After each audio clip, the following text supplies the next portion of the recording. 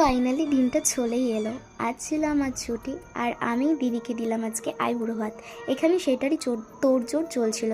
এখানে বৌদি করছিল চিকেন আর আমি করছিলাম মাছ। এটা কিন্তু দই কাতলা হচ্ছিল, ফার্স্ট টাইম বানিয়েছিলাম। সবাই কিন্তু খেয়ে প্রশংসাই করেছিল। সাথে ছিল পোলাওটাও কিন্তু আমি করেছিলাম। তারপরে এখানে ডেকোরেশন করছিলাম, গুছিয়ে গাছিয়ে ক্যাবিনেটের সামনে ঢং করছিলাম। আর এখানে দেখো ফ্লাওয়ার দিয়ে সুন্দর করে সাজাচ্ছে। তারপরে কিন্তু আমি এখানে দিদিকে রেডি করে দিয়েছিলাম, একটু হালকা মেকআপ করে দিচ্ছিলাম। বেস মেকআপ কিছুই করিনি, হালকা আই মেকআপ করে দিয়েছিলাম আর ব্লাশার লাগিয়েছিলাম। এখানে ব্লাশার লাগানোর পালা চলছিল, ভোরে ভোরে ব্লাশার লাগাও, ব্লাশ করতেই হবে। আর এখানে ক্যামেরা দেখে সবাই ঢং করছিল। তারপরে আমি একটু জুয়েলারি পরে নিলাম এখানে সুন্দর করে। এটা আমার বিয়ের টিকলি ছিল, আমি দিদিকে বললাম পরো। তারপরে এইসব জুয়েলারিগুলো এখানে কমপ্লিট করে এই দেখো ফাইনালি আমি এরকম সাজিয়েছি।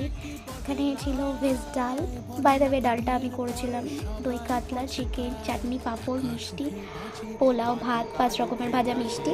তো আমার তরফ থেকে এই ছোট্ট একটু আয়োজন ছিল দিদির জন্য। আর দিদির লাভ স্টোরিটা তো খুবই ভালো, আর সেটা এতদিন পর সাকসেসফুল হচ্ছে, এটা দেখে আরও ভালো লাগছে। দিদি তুমি খুব ভালো থেকো, আগামী দিনগুলো তোমার যাতে খুব ভালো কাটো। আর দেখো এখানে একটুখানি আমরা ঢং করে ফটো তুলছিলাম এখানে, তো সেটাই চলছিল। তারপরে আমি আর আমার বর মিলে এখানে আশীর্বাদ করে দিলাম দিদিকে। দিদির যাতে সারাটা জীবন ভালো থাকুক, ছোটোদের কাছ থেকে আশীর্বাদ নিতে হয়। তবে গিফট দিয়ে আজকের ভিডিওটা এখানেই শেষ করছি।